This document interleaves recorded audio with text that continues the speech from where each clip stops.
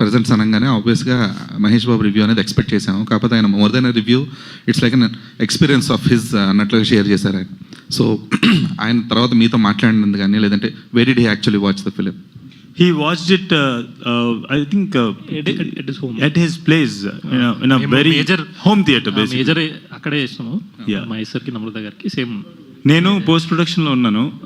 నిజం చెప్పాలంటే last four డేస్గా స్నానం చేయకుండా పనిచేసి ఇప్పుడే ఈ ఈవెంట్కి రావాలని స్నానం చేసి వచ్చాను అనమాట. సో యాక్చువల్లీ ఒక గ్రూప్ కాల్ మొత్తం వర్క్స్ అయిపోతే ప్రశాంతంగా మహేశ్వర్తో పెట్టాలని వెయిట్ చేస్తున్నాను. బట్ అక్కడ కాపీ, అక్కడ యూఎస్ నుండి అన్ని కాల్స్ వస్తాయి. But I actually wanted to tell you sir, నేను ఎక్కడ మహేష్ సార్ చెప్పాలనుకున్నంత నేనే ఫోన్ ఆయన మాట్లాడాలనుకున్నా కూడా నేను ఫోకస్ చేయలేనంత స్పేస్లో ఉన్నాను అనమాట ఒక గంట క్రితం వరకు కూడా. కానీ ఎక్కడ నాకు మహేష్ సార్ చెప్పాలనుకుందంతా ఆయన 40 నిమిషాలు పైగా అనురాగ్తో మాట్లాడారని చెప్పేసి విన్నాను. ఆయన ఏం మాట్లాడారో నాకు తెలియదు, కానీ ఒక్క విషయం నాకు మొత్తం చెప్పేసింది సార్. ఆయన ఎట్లా ఈ ఫిలిం గురించి ఐ మీన్ లైక్ ఆయన ఒపీనియన్ ఏంటనేది. ఎక్కడంటే నేను వాయిస్ ఓవర్ ఇస్తాను అని ఆయన ఈ దీనికి వాయిస్ ఓవర్ ఇస్తాను, అనురాగ్ ఫోన్ చేసి వాయిస్ ఓవర్ ఇస్తా అన్నారు, నాకు వాయిస్ ఓవర్ కావాలంటే I was actually dreaming to have Mahesh గారు voice over for this film. And గంట సేపులో, బికాజ్ ఎప్పటి నుంచో లోపల బ్రూ చేసుకుంటూ ఉన్నా ఎలా చెప్తే బాగుంటుంది ఆయన అని చెప్పేసి బ్రూ చేసుకుంటున్నాను. గంట సేపుల్లో నేను ఈ సినిమా తాలూకా సినాప్సిస్ ఒక జస్ట్ ఇదేంటి, ఈ సినిమా నేను ఎందుకు తీశాను, ఏం తీశాను అని చెప్పేసి వాళ్ళకి పంపిస్తే దే ఆల్ స్పోక్, వాళ్ళు ఫోన్లో మాట్లాడి they came up with this voice over. And నిజం చెప్పాలంటే ఆ టీజర్ నేను ఇందాకే మీకు ప్రింట్ తీస్తూ ఫస్ట్ టైం చూశాను వాయిస్ ఓవర్ ఏంటనేది. మునుపెన్నడు చూడని విధంగా తెలుగు సినిమా ఆయన మాటల్లో అన్నారు అనగానే నాకు యాక్చువల్లీ దట్ ఈస్ ఇట్. ఆ 40 నిమిషాల కాల్ నేను వినకపోయినా కూడా నాకు అక్కడితో ఆయన ఏదైనా కావచ్చు సార్, అంటే ఈ సినిమా ఏదైనా, it's a pure psychological drama for a super star like that. He might, అందరూ అనుకుంటాం, he might his view on films might be something different. ఏది ఈ సినిమా స్పేస్లో ఉండదు, ఆయన సూపర్ స్టారు ఆ స్పేస్లో ఉంటుంది అని చెప్పేసి అనుకుంటాం. బట్ ఫర్ హిమ్ ఈ సినిమాని అర్థం చేసుకుని ఈ సినిమాని మీన్ లైక్ ఆ మాటతో కంక్లూడ్ చేశారంటే లైక్ మహేష్ సార్ నాకు మళ్ళీ కాల్ చేయకపోయినా చాలు, కాల్ చేయలేకపోయినా కూడా ఆయన నాకు I mean like I really call చేయకపోయినా ఆయన నాకు మాట్లాడకపోయినా కూడా నాకు ఫుల్ఫిల్మెంట్ అయితే వచ్చింది అనమాట. మేక్ ఏం చెప్పాలనుకున్నాం, అసలు ఈ కథ ఏంది, అసలు ఈ కథ మూడేంటి, అసలు ఆ పేసింగ్ ఏంది, పర్ఫార్మెన్స్ ఏంది, A to Z మన ఆడియన్స్ అన్ని లాంగ్వేజ్ సినిమాలు చూస్తున్నారు సార్. ఇలాంటి సినిమా డెఫినెట్లీ వాళ్ళకు ఒక కొత్త ఎక్స్పీరియన్స్ ఇస్తుంది. మీరు చెప్పిన రీజన్ వల్లనే ఈ సినిమాని మేము ఆ కాన్ఫిడెన్స్తోనే ముందుకు తెచ్చాం.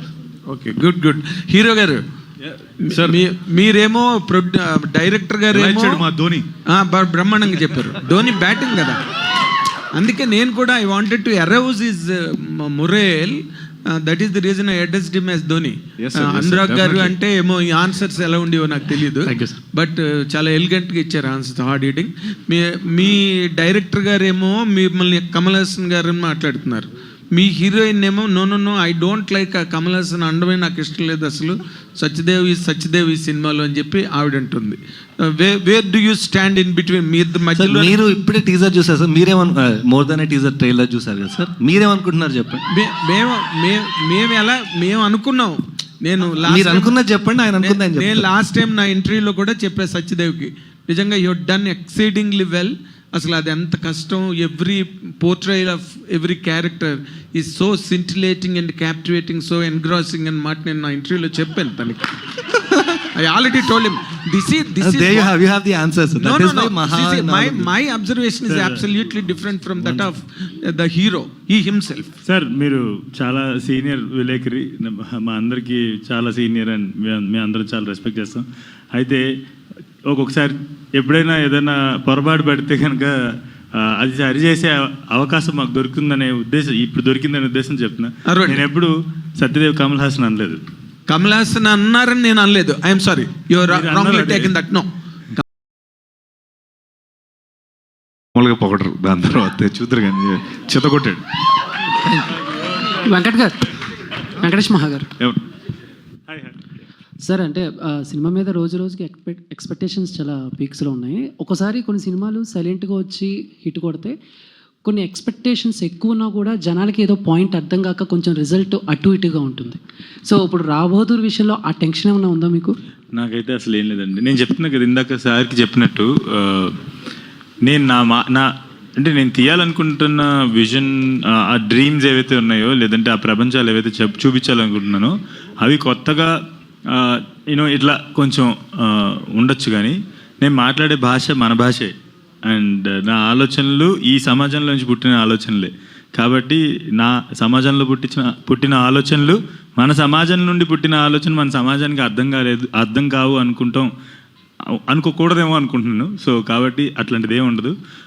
రెండోది ఎక్స్పెక్టేషన్స్ గురించి వచ్చారు కాబట్టి, సినిమా చూసాం కాబట్టి, లేదంటే అందరూ ఆ సినిమా ఏంటనేది నిన్నటితో తెలిసిపోయింది అందరికి, చాలామందికి. ఇప్పుడు even our Eshwaran also watch the film కాబట్టి అందరూ కూడా కాన్ఫిడెంట్ చెప్తున్నారు. నేను అదే చెప్తున్నా, expectation is to watch something. Mahesh sir మాటల్లో చెప్పినట్టు మునిపెన్నట్టు చూడని విధంగా మీకు తెలుగు సినిమా చూస్తాం, ఖచ్చితంగా చూపిస్తాం. అది మీరు థియేటర్కి వస్తే.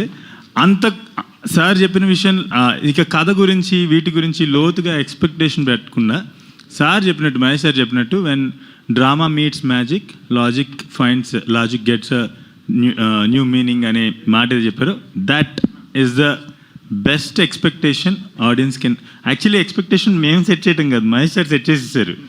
మీరు ఇది చూడబోతున్నారు అని చెప్పారు. అండ్ ఇంతకుముందు ఎప్పుడు కూడా, అంటే మునిపైన చూడలేదు ఇటువంటిదని ఆయన అది పెట్టుకుని వస్తే థియేటర్కి, like that is that's what I'm expecting from audience.